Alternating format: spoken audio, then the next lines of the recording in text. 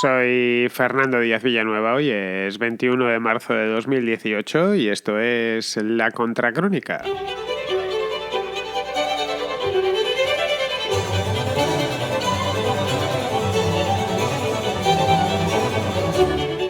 Tal y como estaba previsto, Vladimir Putin ganó las elecciones rusas del pasado domingo. Lo hizo además de calle, lo hizo con autoridad, con un 76,6% de los votos. Porque esa era la verdadera cuestión, la auténtica cuestión, la gran cuestión. Todos sabíamos que iba a ganar y lo que quedaba por saber era cuánto apoyo podía suscitar.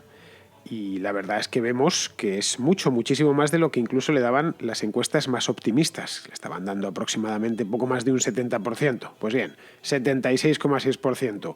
Putin, de hecho, he estado mirando sus anteriores resultados, ha obtenido su mejor resultado histórico de las 4 elecciones a las que se ha presentado como presidente desde hace 20 años, desde las primeras, que fueron en el año 2000, pues esta ha tenido los resultados mejores, inimaginables realmente, si esto nos lo cuentan hace solo unos días.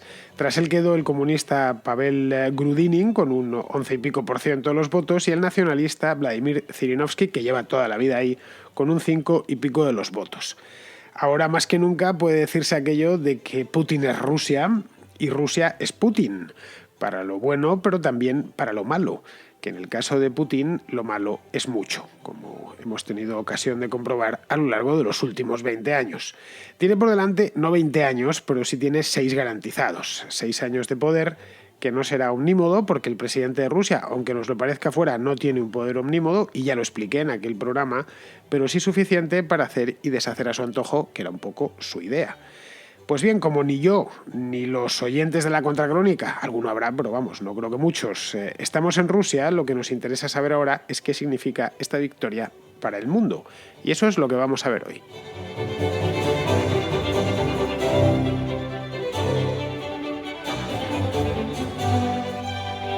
Como os decía antes, no es ninguna sorpresa la victoria de Putin. Es algo que estaba descontadísimo por parte de todo el mundo que se informa sobre las elecciones, se había informado sobre las elecciones rusas, lo que se informa sobre Rusia, cualquiera que siga la información internacional, era un hecho que iba a seguir gobernando. La victoria estaba, digamos, tan descontada por todos que lo único que quedaba por saber era por cuánto iba a ganar. Nada más, va a ser por un 60, por un 70, por un 55% de los votos. En ese caso estaría ahora mismo con algunos problemas, aunque por supuesto gobernando, porque hubiera ganado las elecciones en justa lid. La participación fue alta, fue de un 67,5%, 2 puntos más que en las últimas elecciones, las de 2012, que se quedaron un 65%. Incluso aunque hubieran cocinado un poquito las cifras de participación, la victoria es contundente. Aunque hubieran cocinado un poquito cualquier tipo de cifra, que no lo sé si lo han hecho o no lo han hecho, el hecho es que estamos hablando de 3/4 partes, más de 3/4 partes del electorado, y nadie se ha quejado. Por lo tanto, ni ha habido manifestaciones, ni han tenido a ninguno de los candidatos de la oposición impugnando las elecciones. Por lo tanto, lo que tuvimos el domingo pasado en Rusia es parecido a lo que los rusos piensan. Bien, con los hechos en la mano, y ante los hechos no hay discusión posible, me gusta siempre tratar hechos y emito mis opiniones siempre conforme a los hechos, lo primero que podemos concluir es que lo que Putin tiene delante, es decir, enfrente suyo, políticamente hablando, no son liberales o socialdemócratas, como cabría suponer. Bien, este es un presidente autoritario y enfrente tiene a liberales o tiene candidatos socialdemócratas, candidatos europeos o del corte de Europa Occidental. Pues no, lo que tiene son comunistas y nacionalistas, porque tanto Grudinin como Zhirinovsky no son precisamente muy occidentales, más bien son abiertamente antioccidentales. Entre Grudinin y Zhirinovsky tenemos, que es el grueso de la oposición, habría unos cuantos candidatos más, pero con una cantidad de votos ya muy pequeña. Vamos, los tengo delante, pero es que entre que los nombres son desconocidos y la cantidad de votos que tuvieron es directamente irrisoria, casi mejor ni contarlo. Es decir, Sergei Baburin, que era de la unión de todos los rusos, pues se ha tenido que conformar con un 0,65% de los votos. Maxim Surayakin, que era de otro partido comunista y 2 partidos comunistas, es del 0,68%. Es decir, que tampoco es que los que hay, Boris Titov, que del Partido del Crecimiento, un 0,76%. En fin, que la oposición, entre comillas, que son Zhirinovsky y Grudinin, como os decía, pues congregan un 17% de los votos. Luego tenemos que más del 90% de los rusos votaron por candidatos abiertamente antioccidentales. Y de manera occidentales de manera confesa. Empezando por... De hecho, el más moderado de todos es Vladimir Putin. La candidata liberal, podéis preguntarme, o de nuevo, liberal entre comillas, en este caso sería Ksenia Sobchak, que se presentaba con un partido llamado Iniciativa Cívica. Pues bien, esta mujer tuvo que conformarse con un 1,68% de los votos y 1,2 millones de votos. Lo estoy mirando ahora mismo en la tabla y la verdad es un poco triste. Aún con todo quedó cuarta, no está mal dentro de lo que cabe, pero su presencia, digamos, entre el electorado ruso es minúscula. Para que os hagáis una idea, Putin tuvo 56 millones y medio de votos y Grudinin tuvo 8 millones y medio. Es decir, el 1.200.000 de esta mujer de Sobchak, la verdad es que se queda cortísimo y nos permite sacar algunas conclusiones. Es decir, esto no es la primera vez que nos sirva de lección, en Occidente para los que pensaban que de una manera u otra iba a estallar en algún momento, ¿no? Nunca, esto es como todas las esperanzas se quedan ahí en el aire, pero no se le ponen fecha. Es cuando se confunden los deseos con la realidad, que es un gran peligro. Pues que de una manera u otra iba a estallar en Moscú en algún momento algo parecido a lo de la plaza Maidán de Kiev, la plaza de la independencia esta, que es el símbolo del europeísmo en el oriente europeo. Pues en que se vayan olvidando los que pensaban que de una manera más o menos rápida y espontánea iba a surgir en Rusia, en Moscú, en San Petersburgo, iba a surgir un movimiento parecido al de Ucrania. No lo va a hacer. Y para esto hay que ir, no hay más que irse a los datos. Esto nos dice también que Putin tratará a partir de ahora con más ahínco, si cabe, de marcar diferencias especialmente con la Unión Europea, pero también con los Estados Unidos. Es decir, que le va la vida en ello, en una palabra, que es lo que quieren los rusos y él quiere mantenerse allí y no tener problemas dentro de casa. Esto que no quiere decir que les vaya a declarar la guerra mañana, eso no lo va a hacer, obviamente, pero entre otras cosas porque la tendría perdida y tampoco es...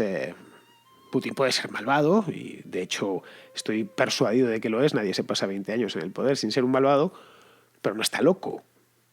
Es decir, gran parte de toda su puesta en escena es eso mismo, es una simple puesta en escena. Otra lección que podemos extraer de estas elecciones es que los candidatos, llamémosles liberales, prooccidentales, pues carecen por completo de atracción. Os he expuesto el caso de Ksenia Sobchak y, en fin, no sigo. Pero si nos vamos, por ejemplo, a Alexei Navalny, que no se presentó porque no le dejaron, fue excluido de las elecciones, le metieron un juicio y no se pudo presentar. Bueno, pues este hombre, Navalny, llamó un boicot. Estuvo la campaña electoral, incluso yo leí una entrevista suya en El País de España. Llamó un boicot y ha tenido que comerse el boicot y comérselo con patatas, porque no solo no ha votado menos gente, sino que ha votado más, como os decía hace un momento, que en las elecciones de 2012. La abstención ha sido del 33% y es la más baja en muchos años. Los rusos no son ni grandes votadores ni grandes abstencionistas. La abstención, he estado mirándolo desde que existe Rusia como tal, desde que hay elecciones en Rusia, hace 20 años, 25 años concretamente, y siempre se mueve en torno al 65-70%, suele ser la participación. Pues bien, está dentro de la línea. Pero es que los que decidieron no hacer caso a Navalny, es decir, no quedarse en su casa el día de las elecciones, tampoco votaron a Sobchak, que era la alternativa que tenían. Los liberales rusos o los prooccidentales rusos podían haber votado a Ksenia Sobchak y no lo hicieron. Resumiendo, que los partidos prooccidentales en Rusia tienen un problema serio. Podríamos, desde aquí nos puede parecer sorprendente, pero es que es así. Y de nuevo, ateniéndonos a los hechos. Son, como diríamos en España, unos frikis. Tanto Sobchak como el propio Alexei Navalny. Quizá nos guste mucho verlos en nuestros periódicos y animarles para que sigan en la lucha, pero se ve que los rusos no tienen demasiado interés en ello. Dicho esto, nos queda por imaginar qué será de Rusia ahora que Putin enfila su cuarto mandato. Sí, he hecho el análisis básico de las elecciones y su cuarto mandato va hasta 2024. Porque como ya os explicaba, aquí la semana pasada en Rusia antes se elegían para 4 años, pero ahora es para 6. Los mandatos presidenciales son de 6 años.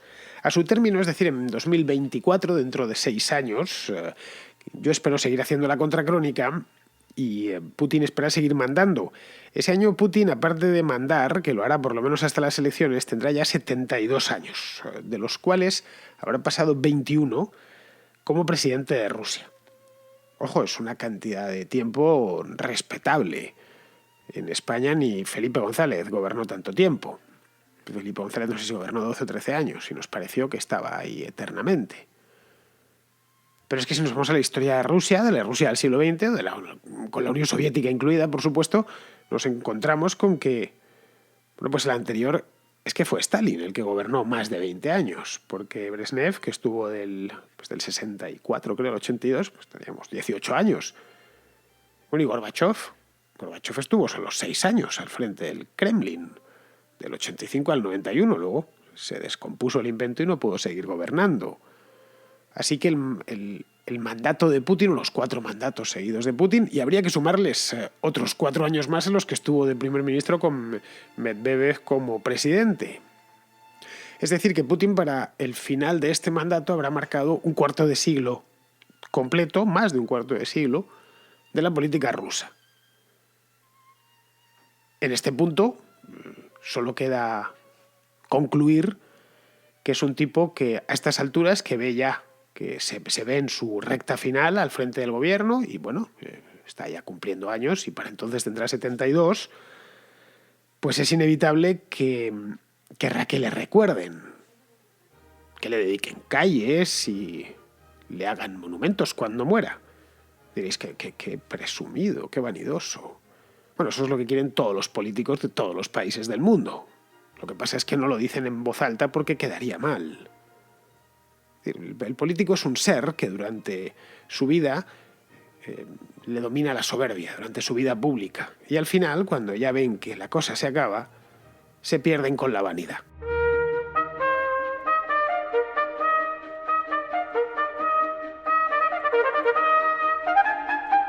Este legado putinesco incluía algunos detalles importantes. Yo creo que el más importante de todo, aparte de que se le recuerde por todas las cosas buenas que ha hecho en Rusia y cómo ha devuelto al país el orgullo perdido después de la caída del muro de Berlín y de la descomposición de la Unión Soviética y de la pérdida del Imperio Rojo y tal,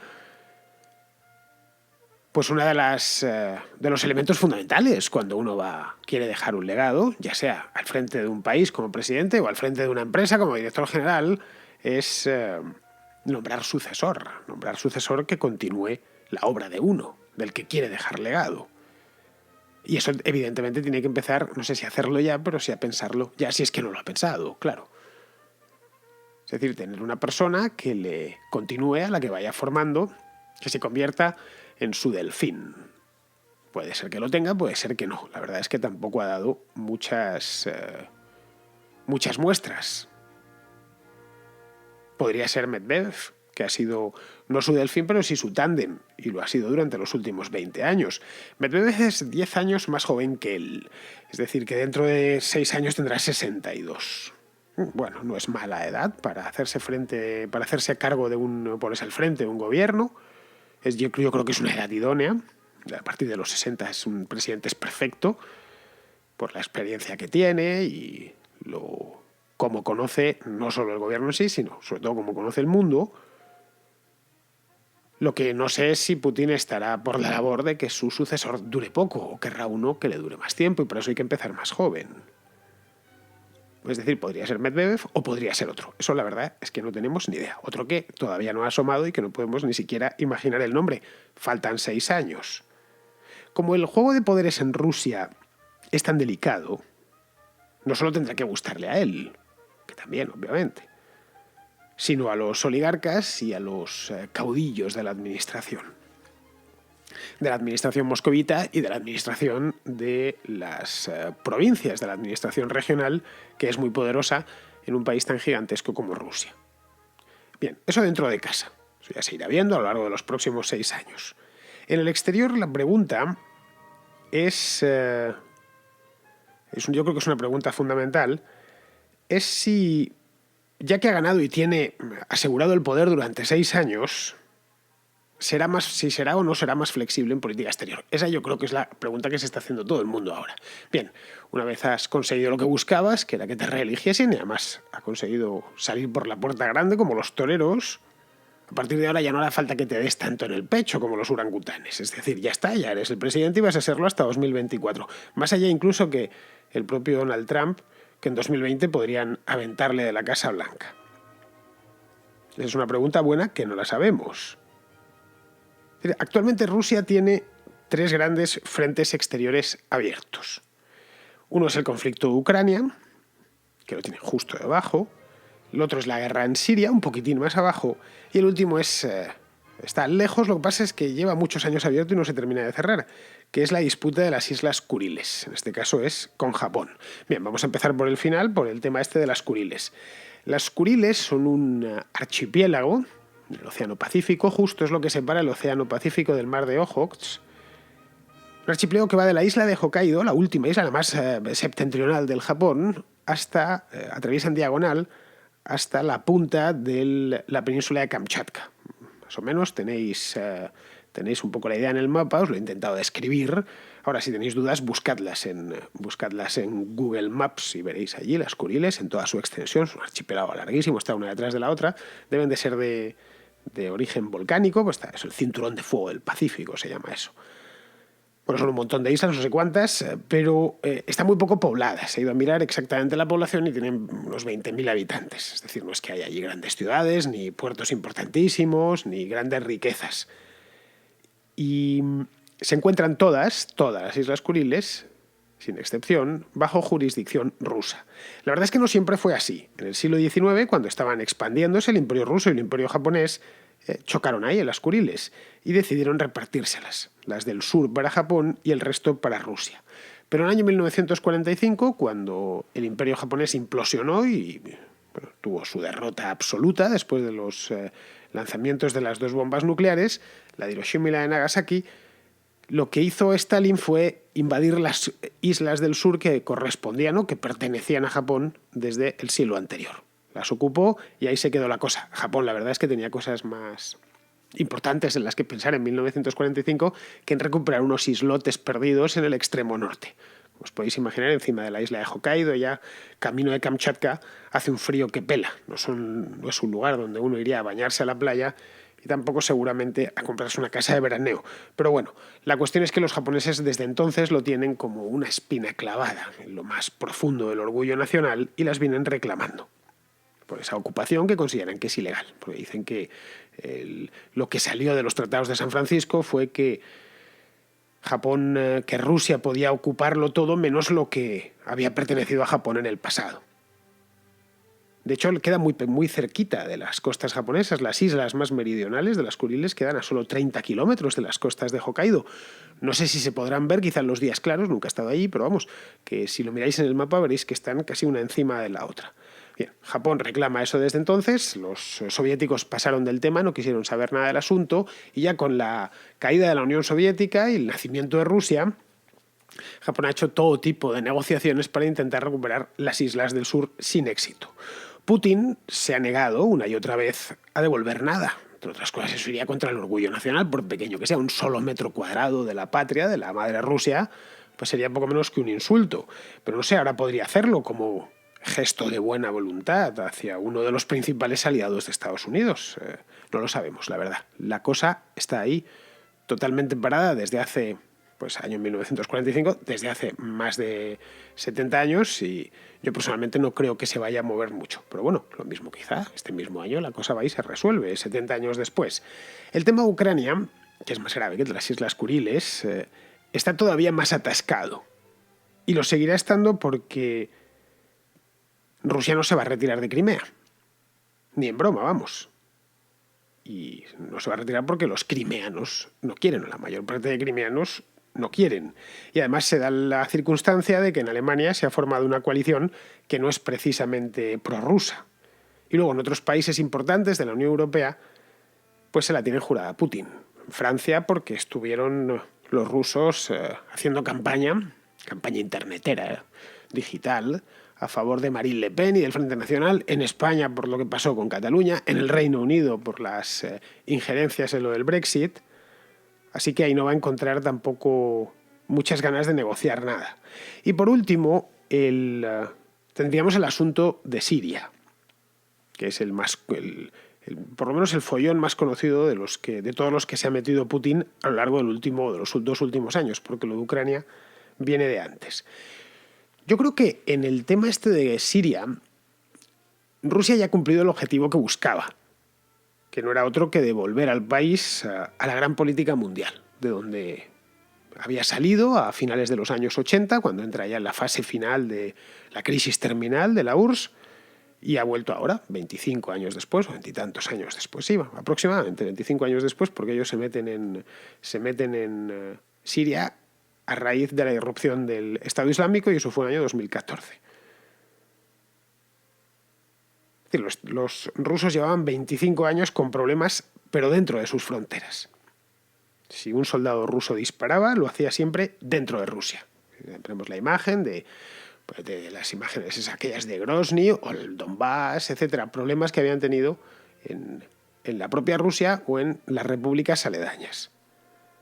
Pues bien, volviendo al tema de Siria, ahora que ya tiene más o menos clientelizado el régimen de Bashar al-Assad, no sé yo, quizá debería ir desvinculándose de aquel avispero, del que uno solo puede salir escaldado. Y creo que debería mirar a los Estados Unidos, que a pesar de sus ímprobos esfuerzos por salir de allí indemne, no consigue salir de allí y además no está indemne. Y le ha costado aquello una fortuna que Rusia no tiene. Es un país infinitamente más pobre o con muchos menos recursos de los que tiene Estados Unidos. De hecho, Estados Unidos en el tema de Oriente Medio ya ha asumido que hay otro invitado en la mesa y no pone demasiadas pegas. No ha puesto ninguna, de hecho. Al contrario, por lo que se puede ver desde fuera, parece que Donald Trump simpatiza más con Putin que con los líderes europeos, que curiosamente son sus aliados. Luego debería simpatizar más con ellos, pero no, al contrario.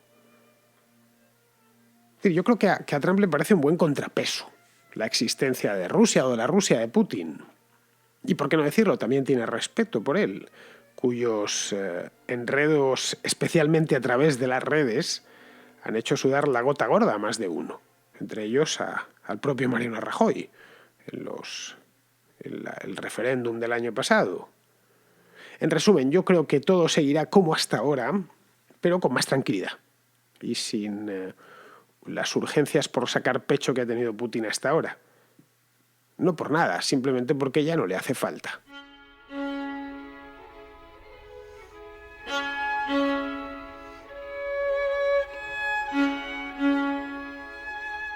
Tengo una nota de voz de Eduardo en la que no me envía una pregunta, me envía una reflexión sobre el tema de Cataluña. Es a propósito del tema catalán y también pido disculpas si este tema es muy cansino para los que vivís en España, yo no, y quizá vosotros estéis ya hasta arriba del tema, pero quería hablar más que nada de la conexión entre supremacismo y victimismo. Yo diría casi que son dos caras de la misma moneda. Podemos irnos, por supuesto, a la Alemania nazi y esa conexión entre la gran injusticia que le había hecho el mundo a la nación alemana y cuánto sufrían los alemanes en otros países, como Polonia, y al mismo tiempo la creencia de que la nación alemana y esa supuesta raza aria eran superiores al resto. Pero no hace falta, pues hoy día, donde no eres nadie en política si no eres una víctima, y donde las discusiones políticas parecen enfocarse en ver quién es la mayor víctima de todas, tenemos ejemplos a patadas. Solo hay que oír hablar a los supremacistas racistas de ambos lados del Atlántico y descubrir que todo su edificio político se construye sobre una supuesta conspiración mundial para acabar con la raza blanca. Por supuesto, ellos están en contra de la supuesta desaparición, pues consideran que esa raza es superior, no porque nada de eso les afecte en lo personal lo más mínimo. En ese sentido, veo paralelismos con los nacionalismos en España y en particular en Cataluña. Está el victimismo, por supuesto, con un malo de cartón piedra, casi de dibujos animados, la malvada España, y a la vez su creencia de ser superiores al resto de los españoles, considerando a los demás vagos, atrasados, corruptos, etc., mientras ellos son trabajadores, impolutos, modernos y un largo etcétera. ¿Por qué esa manía de preservar y promover una cultura y una nación que por circunstancias históricas nunca llegó a ser? ¿Por qué, si no por un impulso supremacista, la única cultura que importa, al igual que el único sistema político que importa, es aquel que nos da libertad y prosperidad? Aún así, considero que es bueno preservar y promover diferentes culturas y lenguas, pero siempre hacia un horizonte de paz y entendimiento. ¿Cometió España errores en el pasado? Por supuesto. Pero, ¿qué sociedad no tiene, como dicen los anglosajones, esqueletos en el armario? Un saludo. Pues sí, Eduardo, yo te lo confirmo ya, estamos algo cansados de lo de Cataluña.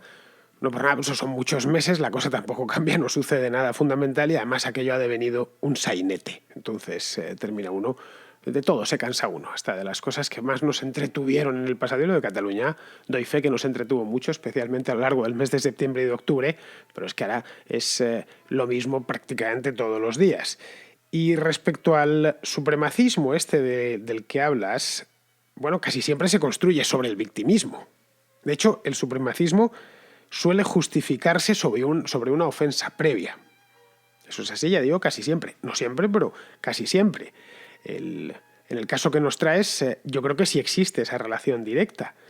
Es decir, la idea esa de fijaos estos bárbaros que nos tienen aquí invadidos y lo que nos han hecho, han intentado acabar con nuestra cultura y con nuestra lengua. Somos además muy distintos a ellos, con quienes jamás nos hemos mezclado, y a lo más que han hecho es traernos colonos, de ahí lo de la figura del colono, ¿no? Pero nosotros nos hemos mantenido puros y fieles a nuestra identidad nacional durante miles de años. Pero, a pesar de todo, de que hemos sido ocupados y ultrajados, a pesar de todo, somos superiores, somos mejores, somos más modernos. Y sobre esa idea construyes la de la venganza, ¿no? Es decir, somos víctimas, luego está justificado el desquite. Eso es, si se lee la literatura nazi al respecto, uno ve que los arquitectos de la solución final, bueno, es cierto que esto, bueno, no dicen que es una salvajada, pero sabían que era una salvajada en tanto en cuanto trataron de que pasase desapercibido y oculto, pero se justifican a sí mismos diciendo, bueno, es que son un peligro, es que lo que nos han hecho en el pasado a los alemanes, pues que nosotros nos desquitemos está más que justificado porque nos dieron una puñalada por la espalda en Versalles y además han hecho todo lo posible por hundirnos. Bueno, pues en este caso algo similar. Vamos con otra llamada, esta es de Andrés Páez, un oyente habitual de Colombia, que nos quiere comentar un asuntillo sobre la Real Academia. Desde acá leí una noticia en la que la Real Academia de la Lengua ratificó y colocó en el diccionario, entre muchas otras cosas que esta izquierda o este marxismo cultural nos ha querido imponer desde hace tanto tiempo, hicieron toda una campaña a través de una plataforma llamada change.org y lograron que la Real Academia Española incluyera dentro del diccionario la palabra especismo.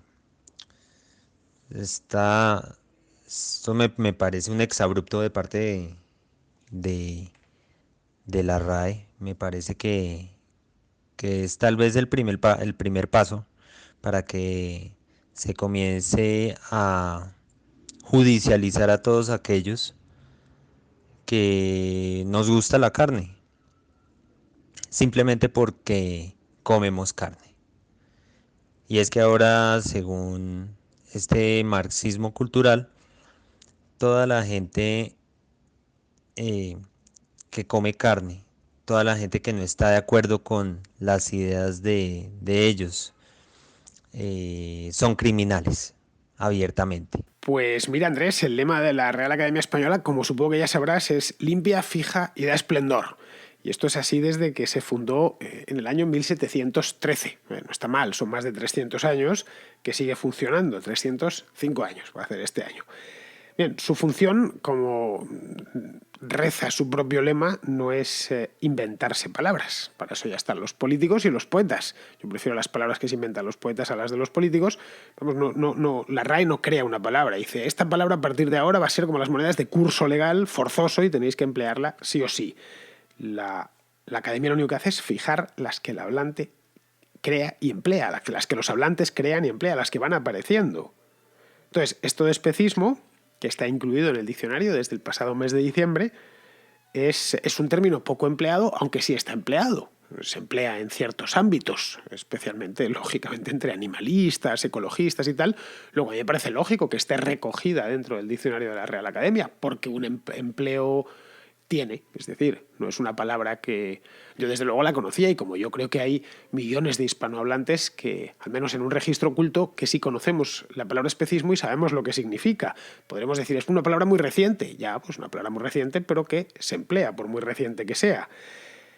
Me consta que esto fue por una campaña que hicieron, para que se incluyese como fuese, y al final los académicos decidieron meterla, aunque yo personalmente creo que no fue por la campaña, simplemente porque vieron que efectivamente cumplía los requisitos para ser incluida dentro del diccionario. Ahora están haciendo una campaña inversa, están haciendo una campaña con la definición de sexo débil. Dicen que es discriminatorio y bien, quieren que se quite. Han abierto una campaña en change.org para que el diccionario borre literalmente eso. Pero a estos habría que recordarles lo mismo. La Real Academia no crea la lengua, la creamos nosotros. Ellos simplemente recogen lo que vamos creando. Y claro, el tema es que la forma sexo débil se utiliza en la literatura, en la lengua hablada, etc. ¿Es discriminatoria? Sí, claro que lo es. Y de hecho el diccionario de la Real Academia lo recoge como tal. Lo tengo delante la entrada. Sexo débil, conjunto de las mujeres, usado con intención despectiva o discriminatoria. Ya está. Podemos quitarlo de ahí, pero eso no significará que se deje de utilizar. Es decir, mucha gente confunde el diccionario de la Real Academia con los diccionarios tienen una función de servir de referencia a la lectura. Si no entiendes una palabra y vas a ver qué significa si es que la palabra está recogida ya. Nada más. No nos obligan a utilizar las palabras. Hay palabras malsonantes que están recogidas en el diccionario a pesar de que no es de buen gusto utilizarlas. Insultos, por ejemplo. Pero es que los empleamos, aunque no sea de buen gusto, por lo tanto es lógico que estén ahí dentro, y si tú en un texto te lo encuentras, pues no sé qué significa exactamente este insulto, voy a buscarlo y te lo va a definir. Es auscultar a los hablantes que se está hablando, y más el castellano, que es una lengua que se habla en 3 continentes, que tiene cientos de millones de hablantes, pues imaginaos su trabajo. Y investigar qué significa. De ahí que muchas palabras tienen un significado en España, otro distinto en México, otro distinto en Argentina, y lo consignan bien claro en el diccionario. Así que yo creo que esto de armar guerras contra el diccionario de la Real Academia, en fin, bueno, es muy propio de los que tratan o de los que directamente creen que es que el diccionario está pensado para inventarse palabras. No, no lo está. Muy bien, pues vamos a ir terminando. Vamos con Pizarro, que nos va a hacer su comentario de hoy sobre el tema este de Venezuela.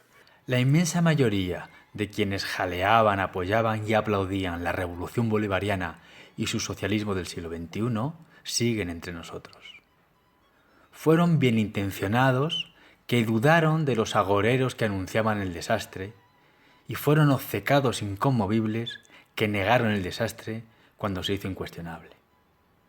Hoy, cuando el desastre es simplemente náusea y vergüenza, se limitan a callar. Pero es un silencio atronador para las conciencias de aquellos bien intencionados cerriles e hiriente para quienes recordamos el calamitoso recorrido venezolano. Entramos ahora en la etapa en la que las autoridades venezolanas ya no rebaten los gritos de socorro del pueblo, tan solo los ignoran. Aún queda mucho por lamentar y habrá muchas oportunidades para seguir callados o para gritar ¡basta ya! Un cordial saludo de Pizarro. Como os decía ayer, hoy voy a estar en Valencia. Hoy, de hecho, estoy en Valencia, donde doy una conferencia en la Universidad de Valencia, en el campus de Tarongers. Os comenté ayer, la conferencia se titula Feminismo y neolengua, el puritanismo del siglo XXI, entre interrogantes.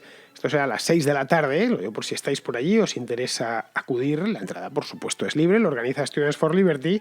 La cuestión, en lo que toca al programa, que no es tanto la conferencia, como si podré hacer mañana programa o no hacerlo. Bien, voy a estar en Valencia solo el día. Volveré por la noche y si no pierdo el tren, pues mañana estaré de vuelta por aquí, por la Contracrónica. Perdón. Por cierto, hoy empieza la primavera y la verdad es que sí, justo, empezó ayer, de hecho.